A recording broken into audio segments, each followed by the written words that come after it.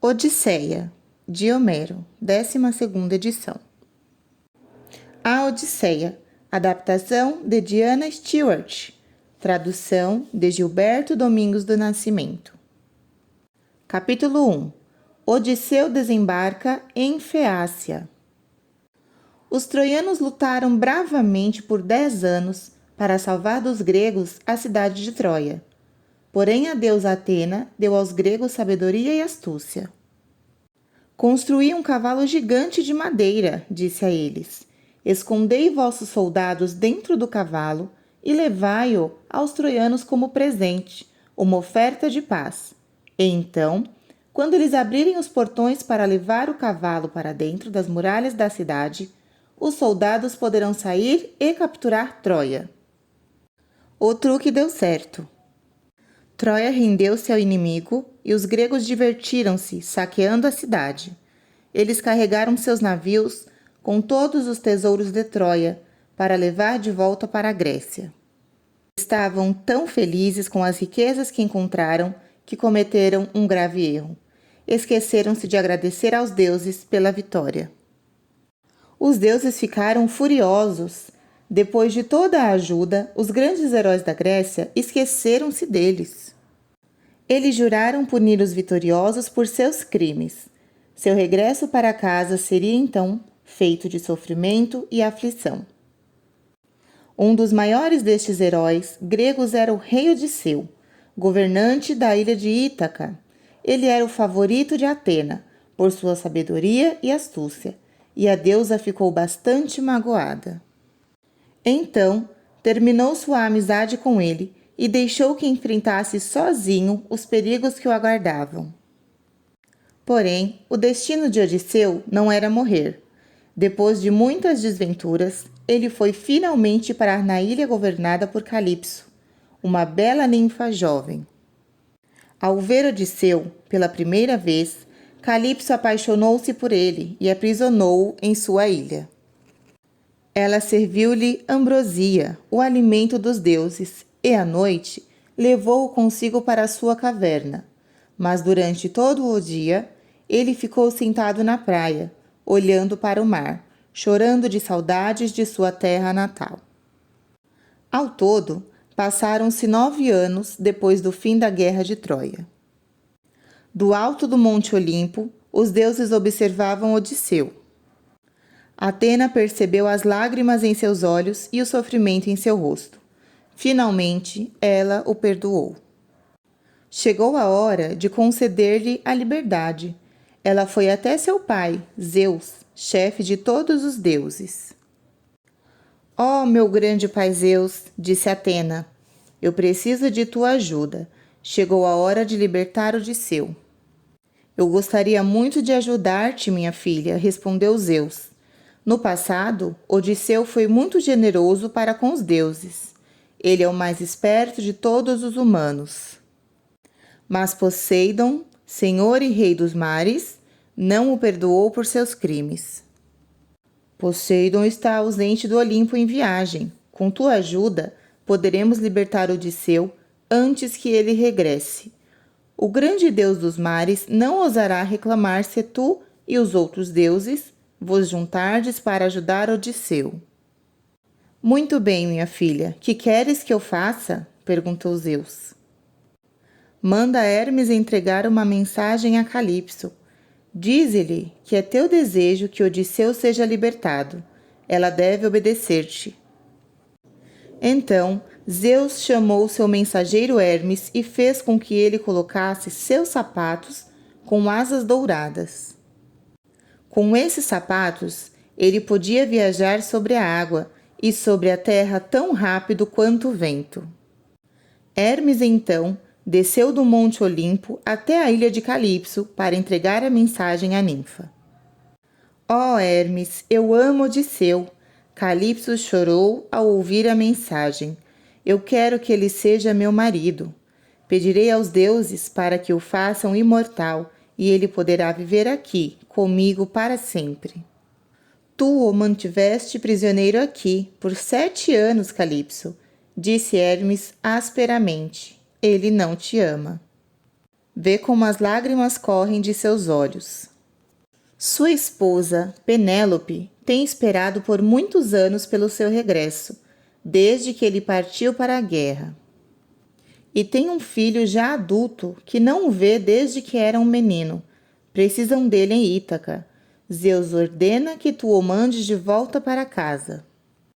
Embora com muita dor no coração, Calipso não tinha alternativa a não ser concordar. Odisseu ficou muito contente quando ela lhe deu a notícia. Pegou o grande machado que Calipso havia lhe dado e derrubou 20 árvores para construir uma jangada. Com árvores menores, ele construiu um mastro. A ninfa também lhe deu material para a vela. E por amá-lo muito, deu-lhe água, comida, roupas e orientação para sua viagem, para que ele não se perdesse. Por fim, quando tudo estava pronto, Odisseu zarpou mar afora. Durante 17 dias, tudo correu bem. O mar estava calmo e o vento enchia a vela. No 18º dia, ele avistou terra. Os problemas de Odisseu, porém, ainda não tinham terminado. Poseidon estava voltando para o Olimpo. Por acaso, deu uma olhada por sobre o mar e viu Odisseu na sua jangada. Ficou furioso. Rapidamente, fez com que os ventos soprassem forte e que grandes nuvens se formassem no céu. Em poucos segundos, uma grande tormenta começou a agitar as águas. Odisseu tentava desesperadamente agarrar-se à jangada, mas o vento derrubou a vela e a água batia fortemente contra a madeira. A jangada começou a desfazer-se. Com um grito, Odisseu atirou-se ao mar e começou a nadar em direção à terra distante. Certamente teria se afogado se Atena não estivesse olhando por ele. Ela percebeu o perigo e esperou que Poseidon se fosse. Depois que o rei dos mares partiu, ela acalmou os ventos e a água. Odisseu ficou nadando durante 2 dias. Finalmente seus pés tocaram a areia da praia. Com suas últimas forças, ele se arrastou até os arbustos que circundavam a praia. Então, cavou um buraco no chão, como uma cama, cobriu-se com folhas e caiu exausto, num sono profundo. Na manhã seguinte, quando os dedos rosados da deusa Aurora trouxeram luz ao mundo, uma princesa e suas criadas levavam suas roupas para lavar no rio, próximo ao local onde se encontrava Odisseu. Depois de lavarem a roupa, elas se banharam no mar e brincaram na praia. Os sons de suas gargalhadas acordou Odisseu. Ele espiou por entre os arbustos e viu as jovens brincando. O que deveria fazer? Precisava da ajuda delas, mas sabia que sua presença poderia assustá-las. Seu corpo estava sujo de areia e água do mar, e o seu cabelo longo e embaraçado. Pior de tudo, ele já tinha perdido toda a sua roupa no mar. Atena, porém, havia lhe dado sabedoria. Ele cortou um grande galho com folhas para cobrir sua nudez e vagarosamente foi até a praia. Minha senhora, disse ele para a princesa, tua beleza me cega. Tu és uma deusa ou uma mortal? Quem quer que sejas, eu imploro tua misericórdia. Tua terra salvou-me da morte do mar, e agora preciso de tua ajuda. Poderias me dizer onde estou e como chegar até tua cidade? Os deuses, por certo, irão abençoar-te com felicidade e vida longa se me ajudares. A princípio a princesa ficou receosa, mas ouviu Odisseu e percebeu que ele era um cavalheiro em quem poderia confiar. Eu te ajudarei, estrangeiro, disse ela. Tu estás em Feácia. Meu pai é Alcino, rei desta ilha. Ela foi até os arbustos onde tinha deixado as roupas secando e trouxe algumas para que Odisseu pudesse vesti-las. Se tu me seguires, eu te levarei até o palácio, disse ela depois que ele tinha se vestido. Sei que meu pai te ajudará. Odisseu ficou muito agradecido, e enquanto a princesa foi buscar a carroça e as mulas, ele orou para Atena, a fim de agradecer-lhe pelo seu salvamento. Odisseu seguiu a princesa até o palácio e ajoelhou-se aos pés do rei Alcino. Ó grande rei, gritou, preciso muito de tua ajuda. Fui prisioneiro da ninfa Calipso por 7 anos. Agora, minha jangada foi destruída no mar e eu não sei como chegar até minha terra natal. O rei Alcino ficou tocado por estas palavras. Levanta-te, estrangeiro, disse. Senta-te à nossa mesa, come e descansa. Havia vários dias que Odisseu não se alimentava e agradecidamente aceitou o convite do rei. Enquanto ele comia, o rei Alcino providenciou para que um menestrel trouxesse sua lira e distraísse seu novo hóspede, juntamente com os chefes e conselheiros que estavam à mesa junto com ele. O menestrel cantava uma bela e suave canção. Ela contava como o grande rei Odisseu tinha construído o enorme cavalo de pau e assim destruído os troianos. Enquanto Odisseu ouvia, seus olhos enchiam-se de lágrimas. Ele chorava por aqueles dias, havia tanto tempo atrás, quando tinha sido tão feliz. Chorava por seus amigos perdidos. Chorava pelos anos que tinham se passado desde que tinha visto sua terra natal pela última vez. Porém, ele ficou com vergonha de suas lágrimas e desviou seu rosto da presença das pessoas. Entretanto, o rei Alcino percebeu as lágrimas que rolavam dos olhos do estranho. Batendo palmas, silenciou o músico. Obrigado, menestrel, disse o rei. Tua música é linda, mas fez com que o nosso hóspede ficasse triste. Agora, estrangeiro, disse para Odisseu, chegou a hora de nos dizer teu nome e por que vagueias solitário pela terra. Tens sido muito gentil, meu senhor, e te contarei minha história com muito prazer. Espero que todos vós a ouçais e tenhais piedade de mim, pois o destino me tem sido muito cruel. E então Odisseu começou a contar sua história. Capítulo 2. Odisseu e os Ciclopes. Esta é a lenda que Odisseu contou ao rei Alcino e à sua corte. Primeiramente, disse Odisseu, deixem-me dizer-vos que sou Odisseu, rei de Ítaca. Sou o mesmo Odisseu que ajudou a derrotar os troianos. Depois de saquear a cidade de Troia e encher nossos navios, partimos para casa. Eu tinha 12 navios e muitos homens em minha esquadra. Porém, Zeus não foi gentil conosco. Nossa viagem foi amaldiçoada com tempestades e águas revoltas. As tempestades nos tiraram de nossa rota e, frequentemente, tínhamos que parar para arranjar comida e água potável. Depois de muitas semanas no mar, encontramos uma ilha selvagem onde não havia vida humana. As cabras pastavam livremente e as plantas cresciam por toda parte. Ali atracamos nossos navios. Com nossos arcos e flechas, matamos alguns animais e fizemos um banquete. Na manhã seguinte, enquanto eu estava sentado na praia, avistei outra ilha nas proximidades. Eu podia ver fumaça subindo, mas nenhum sinal de gente. Então, peguei um navio com a tripulação e fomos até esta ilha para ver que tipo de pessoas viviam lá. Queríamos ver se eram selvagens ou homens bons e religiosos que pudessem ajudar-nos a encontrar o caminho de casa. Quando chegamos perto da ilha, vimos uma enorme caverna numa colina. Em frente à caverna havia uma grande muralha feita de pedra. Levei 12 homens comigo e deixei o resto tomando conta do navio. Então, subimos a colina em direção à caverna. Quando entramos, percebemos que era a casa de um gigante. Meus homens imploraram-me para que saíssemos daquele lugar, mas eu estava curioso para encontrar o gigante. Talvez ele nos desse alguns presentes em sinal de amizade. Servimo-nos de queijo que havia na caverna e sentamo-nos à espera do gigante. Pouco tempo depois, ouvimos o grande barulho dos seus passos. Para nosso espanto, Vimos que era um ciclope. Os ciclopes são um tipo de gigantes que tem um grande olho redondo no meio da testa. Eles não seguem nenhuma lei. Cada ciclope vive por si só.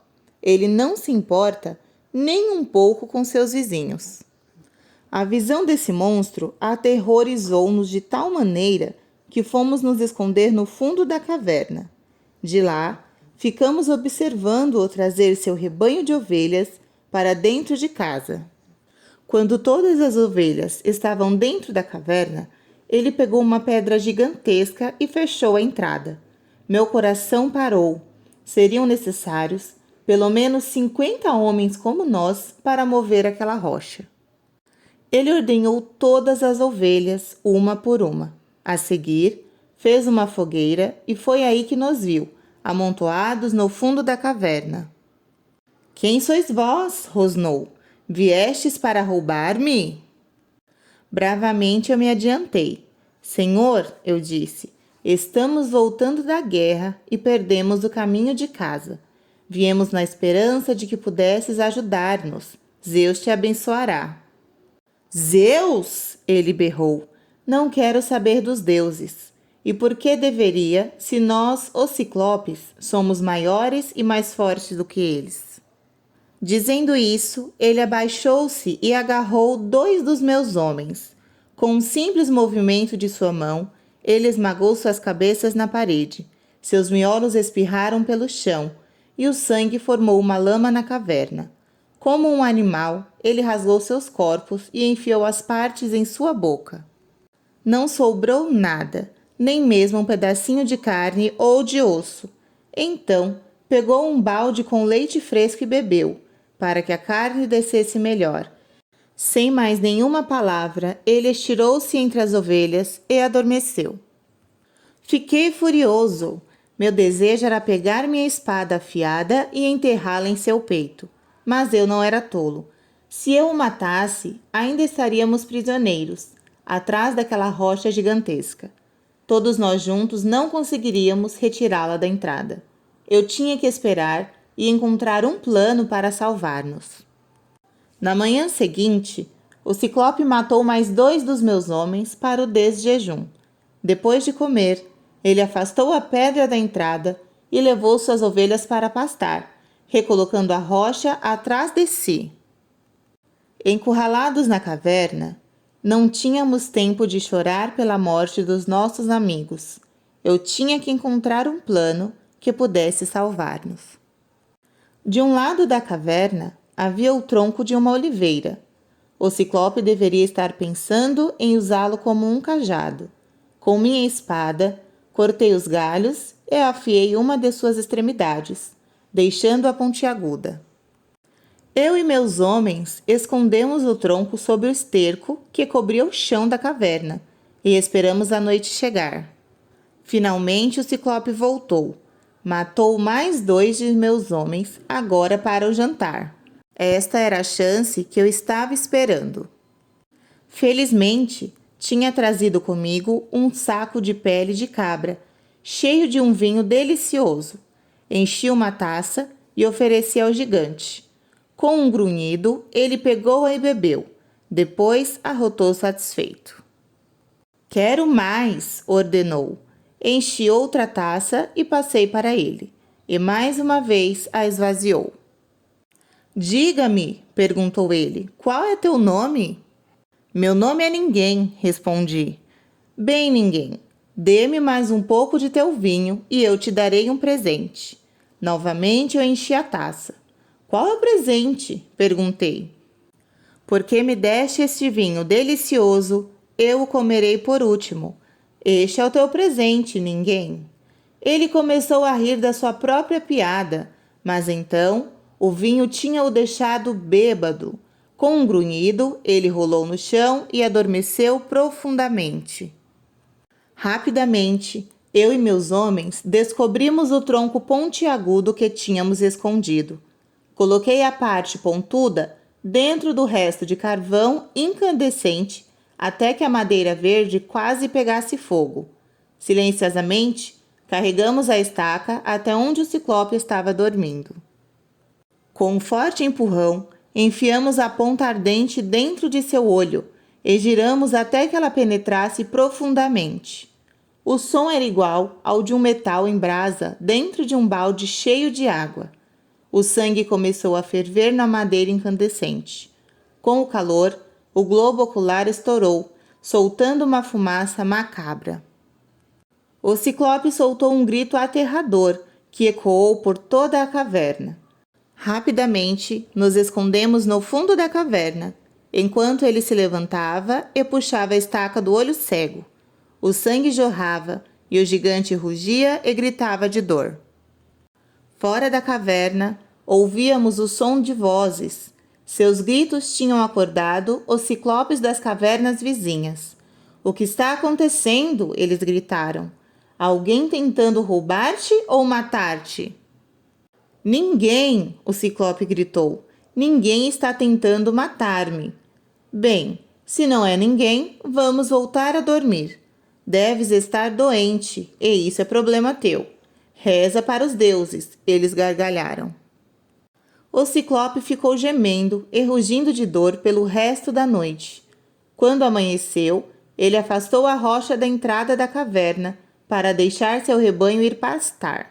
Sentou-se, porém, na entrada para pegar-nos se tentássemos escapar. Ele devia pensar que éramos tolos. Agindo silenciosamente, amarrei 3 carneiros com fibras de algodão da cama do Ciclope. Então, amarrei um homem sob as barrigas de cada grupo de 3 carneiros. Para mim, escolhi um carneiro gigante. Agarrei-me à grossa lã de sua barriga. O Ciclope deixou que os carneiros saíssem por alguns instantes. Carinhosamente, ele alisava as costas dos carneiros quando estes passavam por ele.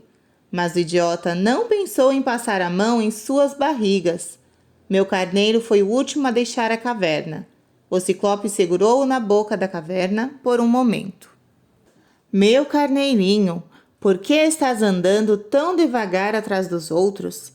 Ah, deves estar sentindo a falta do olho do seu dono, que um vilão e sua corja destruíram, enganando-me com seu maldito vinho.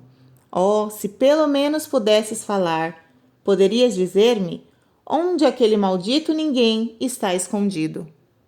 Assim dizendo, ele deixou que o carneiro saísse da caverna.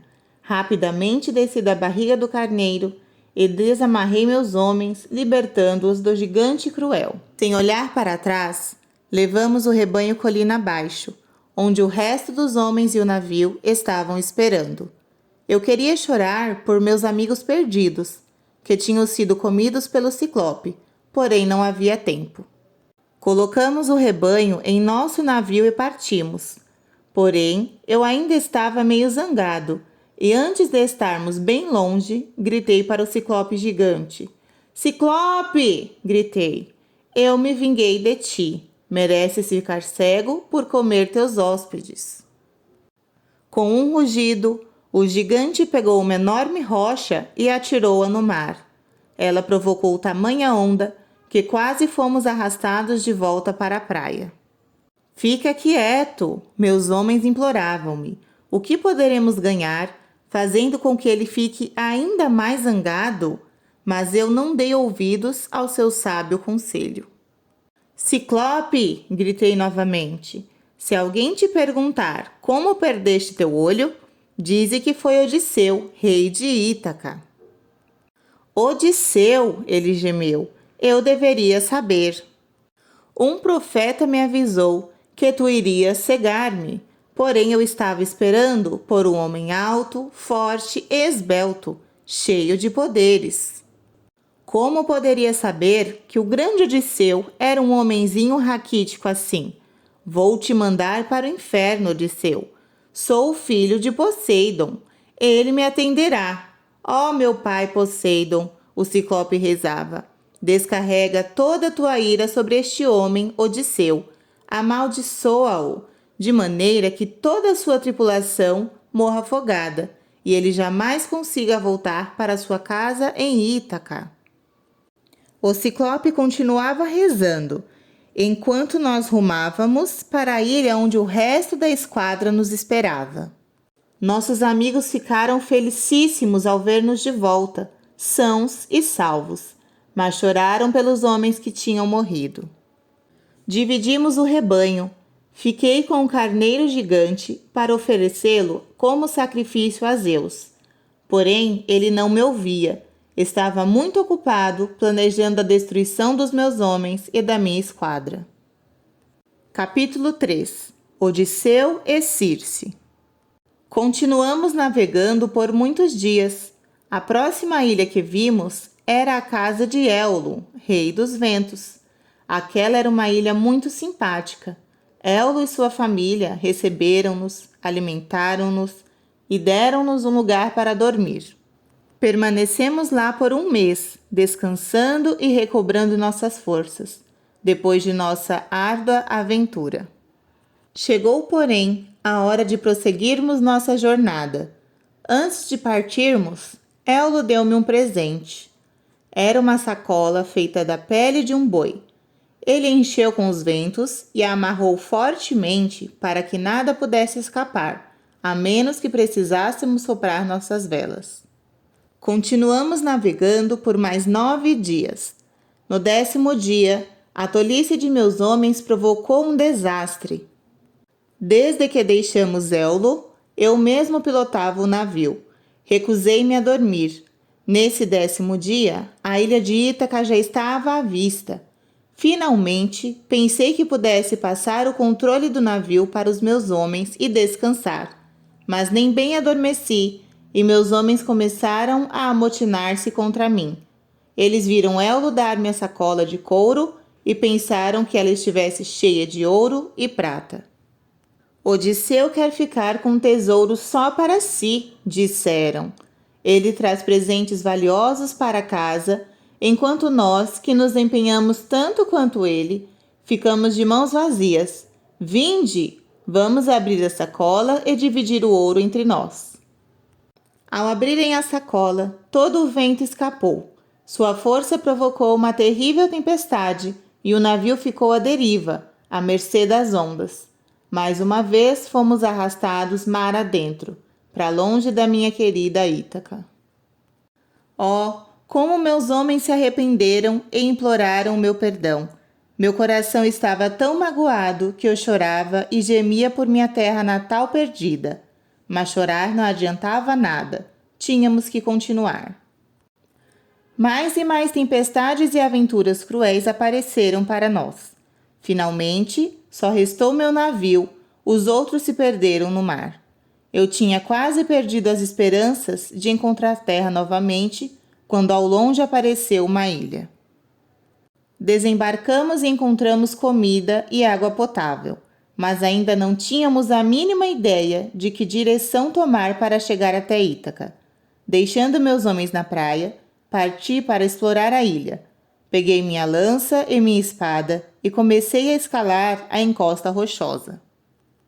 Do alto de um grande monte, pude dar uma olhada na ilha. Lá embaixo, bem no centro, vi fumaça saindo do meio das árvores e arbustos.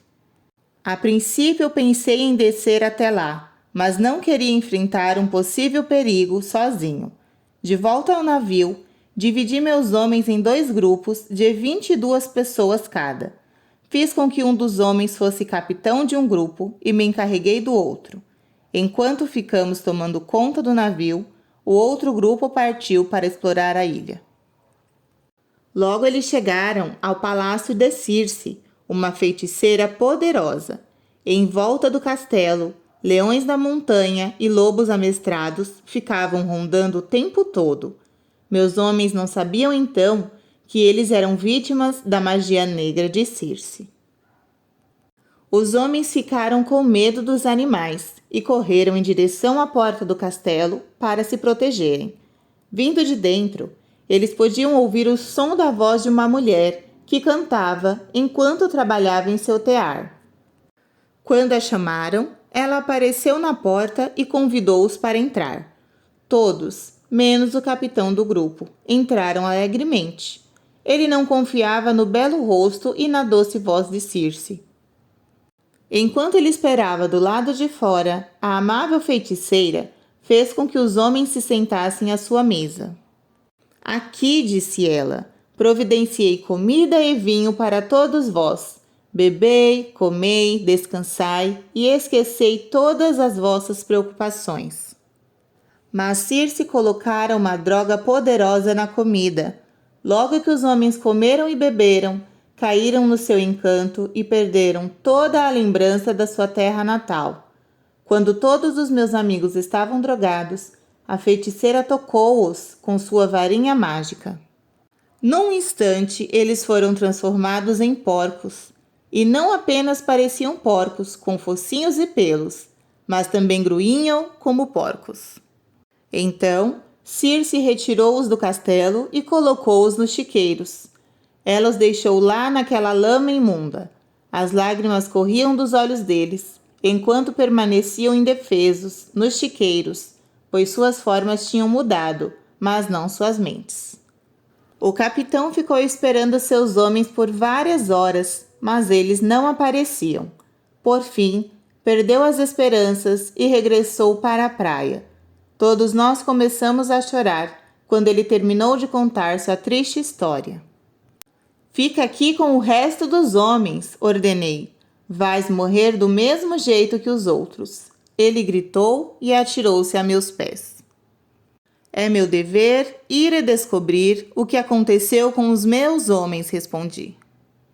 Segui a trilha por entre os arbustos e as árvores. Não tinha andado muito quando encontrei Hermes disfarçado como um garotinho. Ele apertou minha mão num cumprimento. Eu sei aonde estás indo, disse ele. Queres encontrar teus homens, mas Circe transformou-os em porcos e, sem minha ajuda, tu provavelmente ficarás como eles também. Vais me ajudar? Perguntei. Sim. Deixa-me dizer-te como é a magia negra de Circe.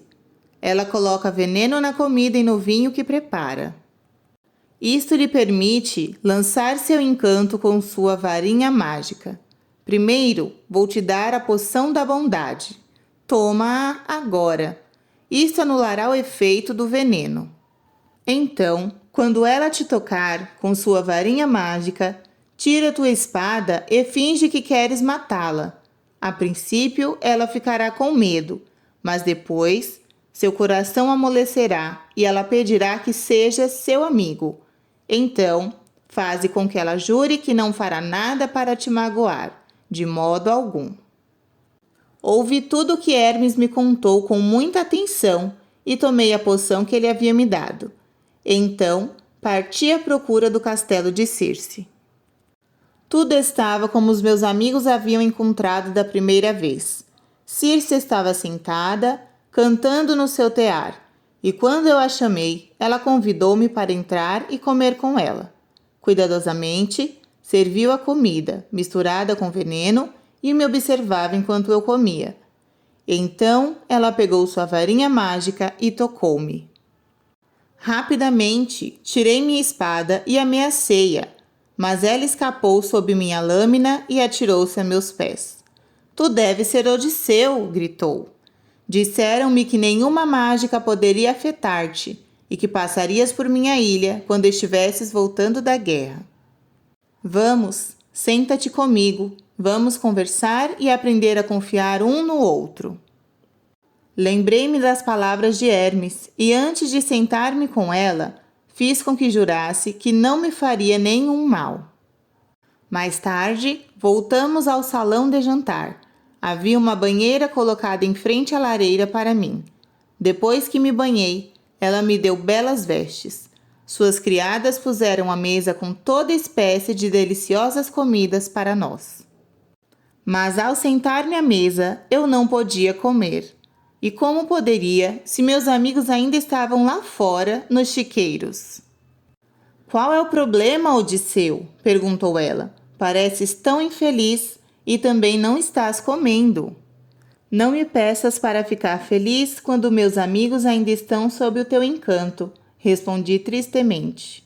Se quiseres que eu coma e beba, deves libertá-los. Circe pegou sua varinha mágica e eu a segui até os chiqueiros. Ela esfregou uma loção no dorso de cada um dos porcos e perante meus olhos o encanto foi quebrado. Meus amigos apareceram na minha frente, mais jovens e saudáveis do que nunca. Oh, como nós choramos de alegria!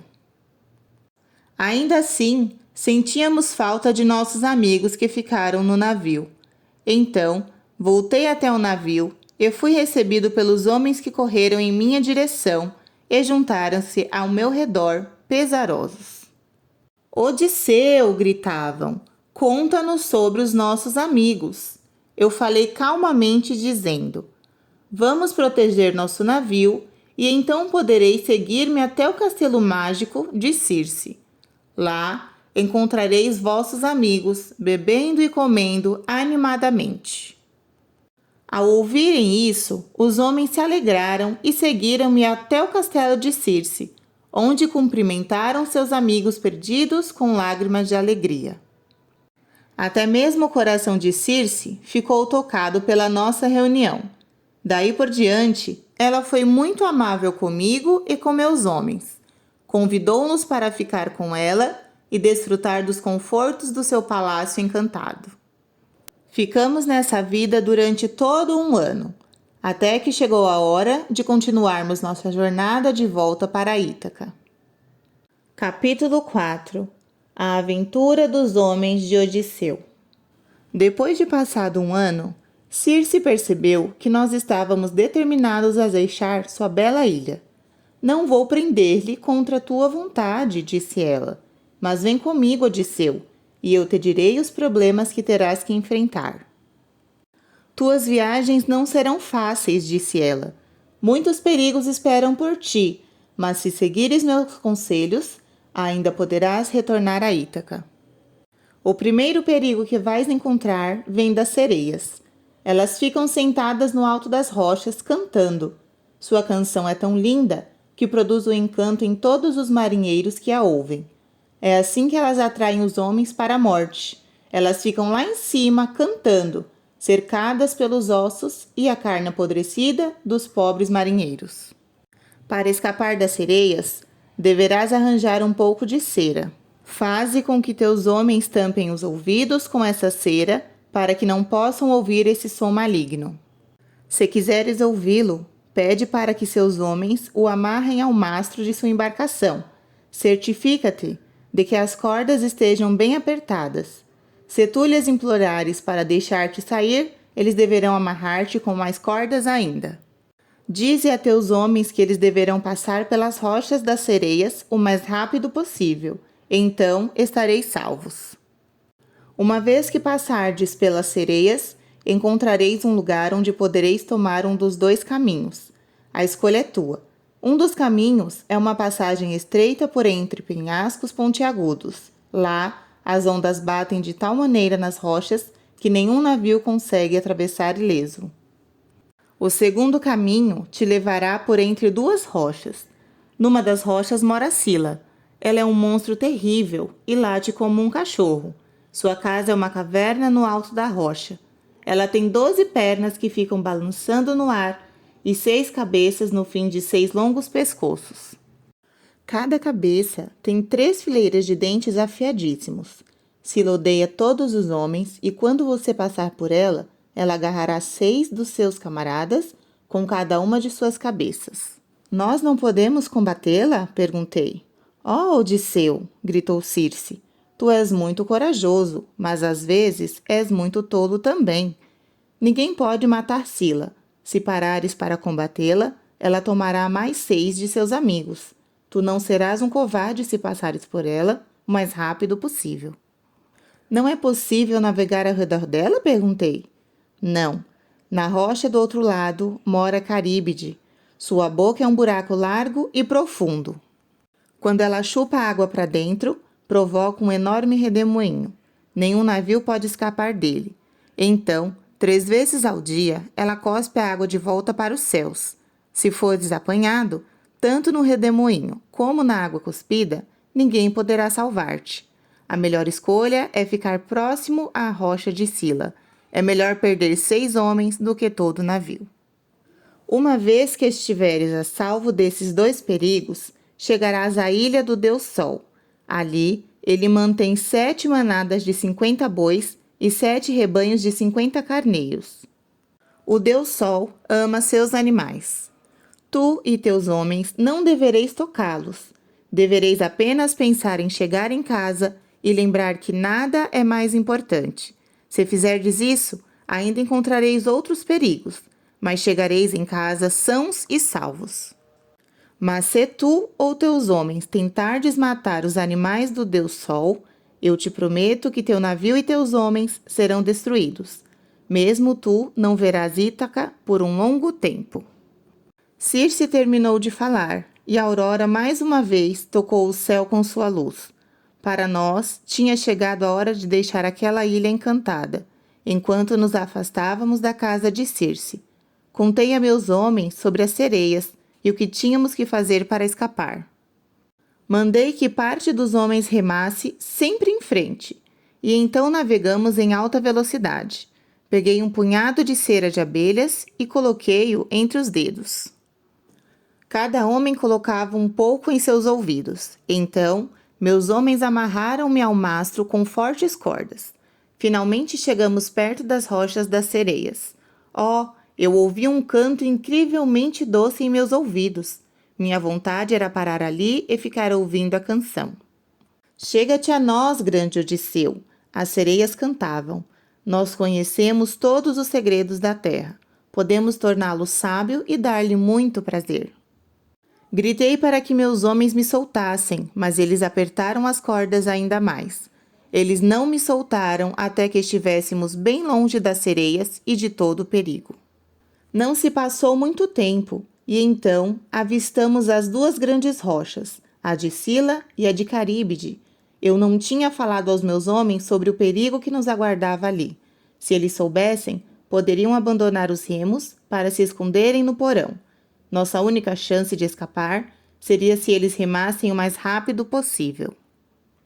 Enquanto observávamos, Caríbide vomitava água em volta da rocha. A água subia a uma grande altura.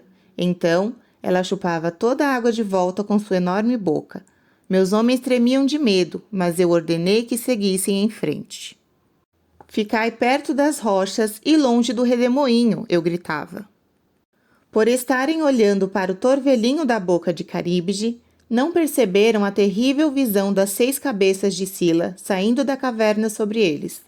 De surpresa, ela repentinamente deu um volteio e engoliu 6 dos meus amigos. Seus gritos eram horríveis.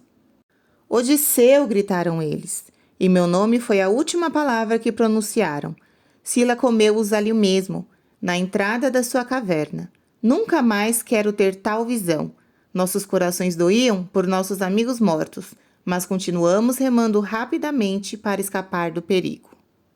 Alguns dias mais tarde, chegamos à ilha do Deus Sol. Lembrei-me dos conselhos de Circe e reuni meus homens. Há um grande perigo nessa ilha, disse. Não iremos parar aí. Um grande protesto surgiu dos meus homens. Odisseu, tu és feito de ferro, disseram eles. Estamos navegando há vários dias sem descanso. Precisamos ancorar nosso navio e sentir terra firme sob nossos pés. Precisamos preparar uma comida saudável. A noite está chegando e há muito mais perigo nos ventos da noite. É arriscado continuarmos. Todos os meus homens estavam contra mim. Eu não tinha escolha a não ser concordar. Muito bem, disse eu. Mas tereis que jurar solenemente que não tocareis em nenhum dos animais que habitam a ilha. Pois se o fizerdes, certamente será o fim de todos nós. Ainda temos a comida que Circe nos deu. Comei somente aquilo e não ficai perambulando longe do navio. Eles deram-me suas palavras e alegremente ancoraram o navio. De um rio próximo, conseguimos água potável.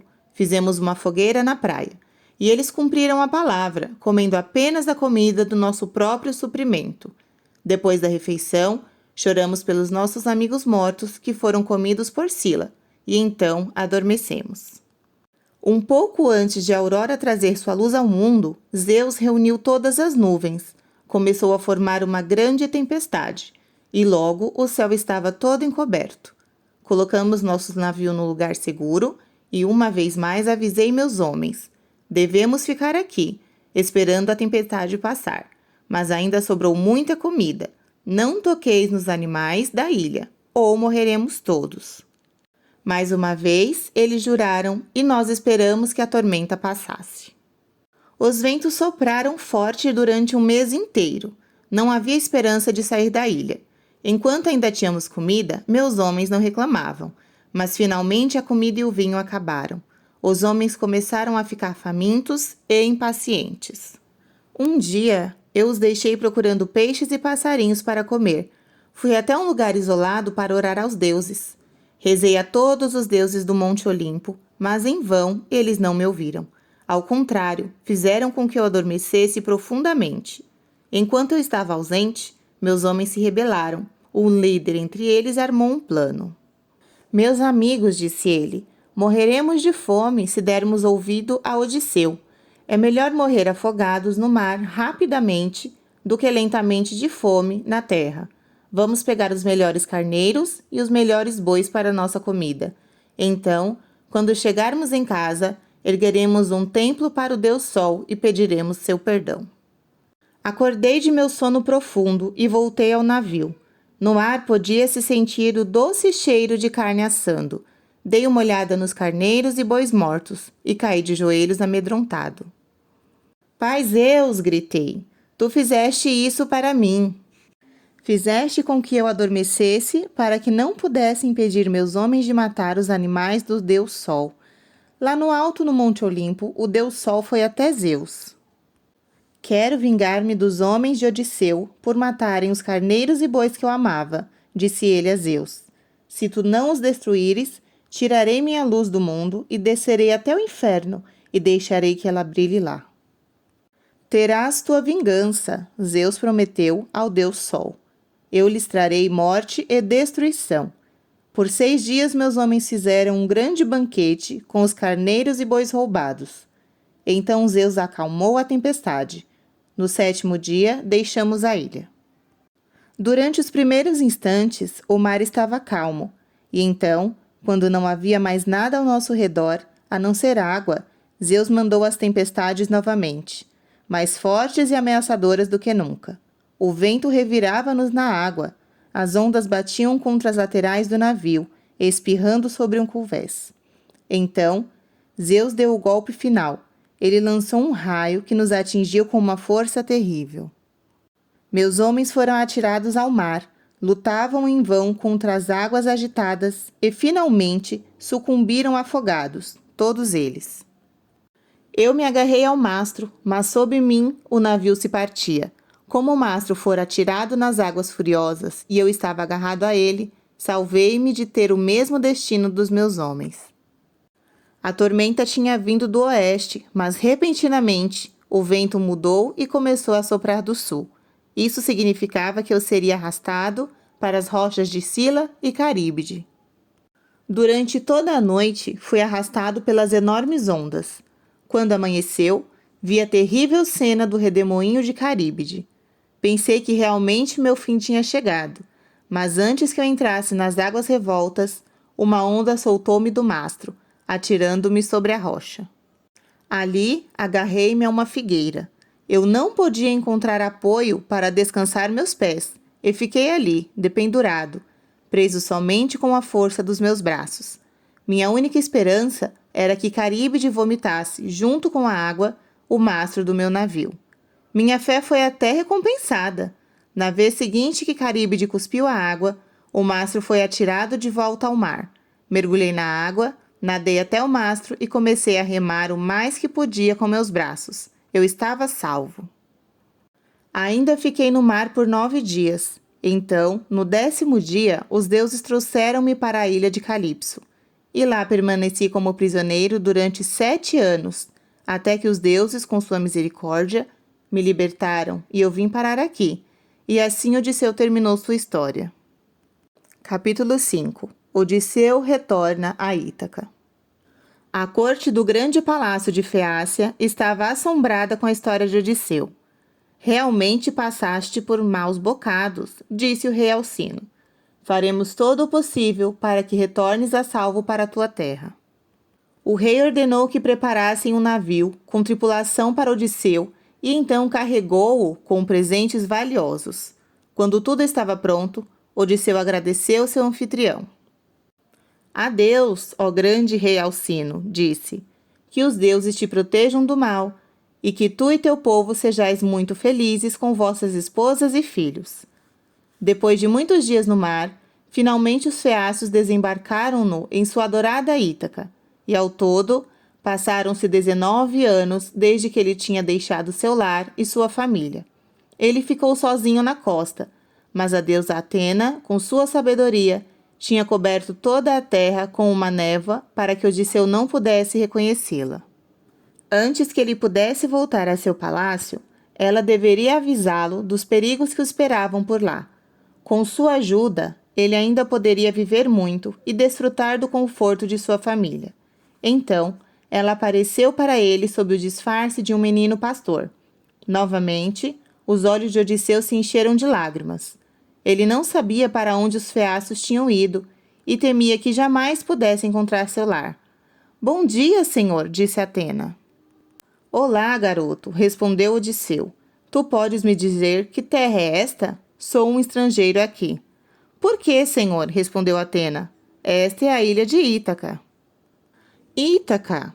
O coração de Odisseu pulava de alegria. Atena sorriu e pegou sua mão.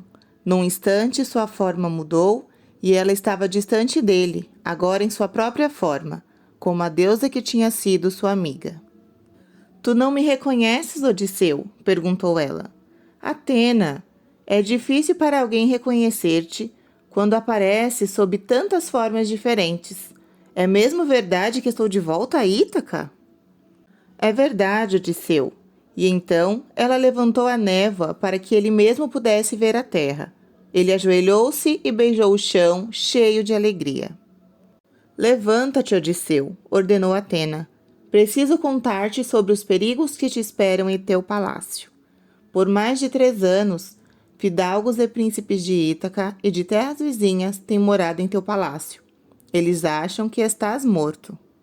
Assim, tentam cortejar tua bela esposa Penélope e exigem que ela escolha um deles como marido. Porém, ela ainda chora por ti e não aceitará nenhum deles.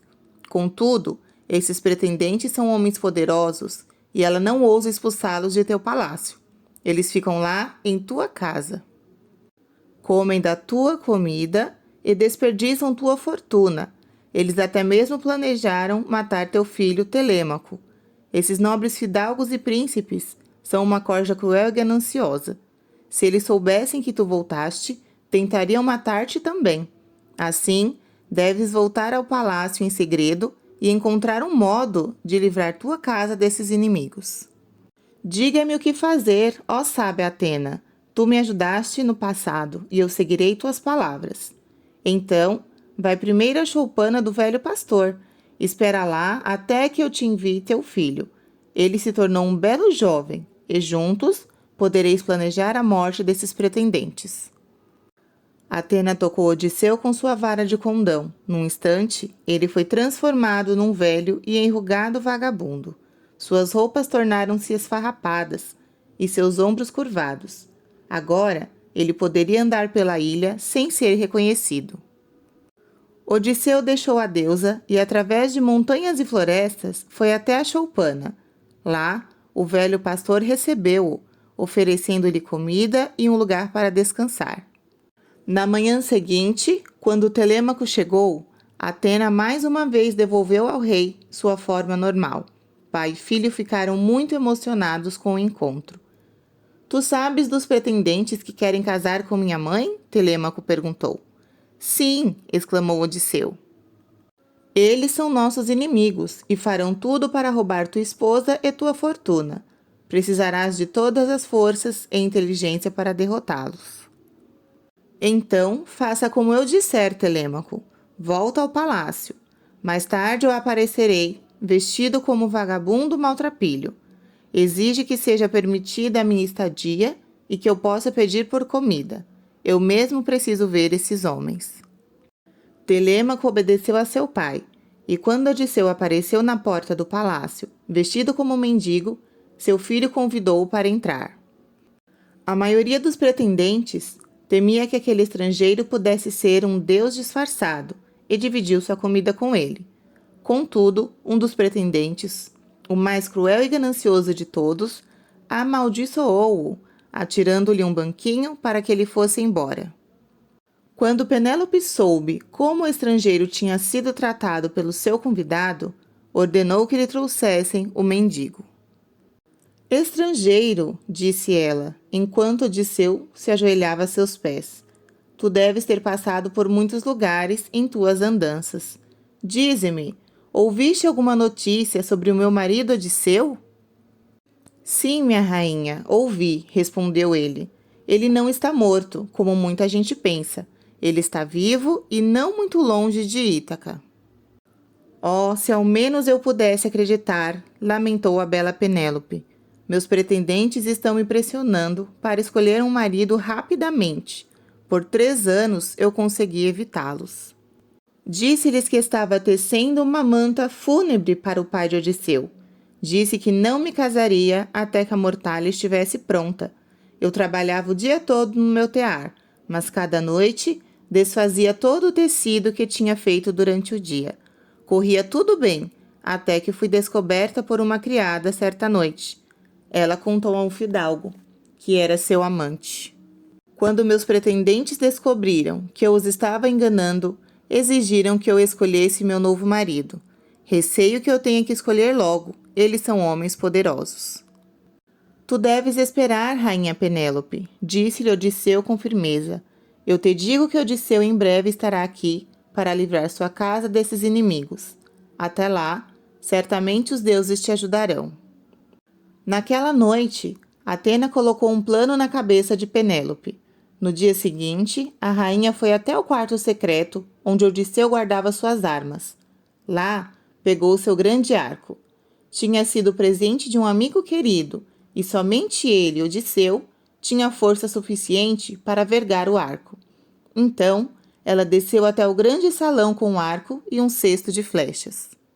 Meus fidalgos e príncipes, disse ela aos pretendentes, chegou a hora para mim de escolher um marido. Eu me casarei com o homem que puder vergar o grande arco de Odisseu e atravessar com uma flechada 12 machados juntos. Odisseu estava sentado num canto do salão e observava um pretendente após outro tentar vergar o arco sem sucesso. Telêmaco, ele chamou seu filho calmamente.